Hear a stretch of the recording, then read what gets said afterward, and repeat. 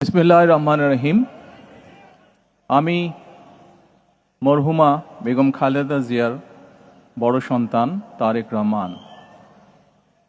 আমি আজকে এখানে উপস্থিত সকল ভাইয়েরা এবং বোনেরা যারা উপস্থিত আছেন, মরহুমা বেগম খালেদা জিয়া জীবিত থাকাকালীন অবস্থায় যদি আপনাদের কারো কাছ থেকে কোনো ঋণ নিয়ে থাকেন, দয়া করে আমার সাথে যোগাযোগ করবেন, আমি সেটি পরিশোধের ব্যবস্থা করব ইনশাআল্লাহ।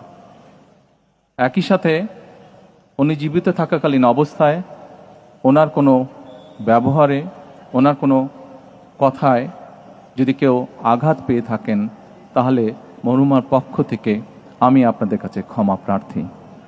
দোয়া করবেন আল্লাহ তাআলা যাতে ওনাকে বেহেশত দান করেন।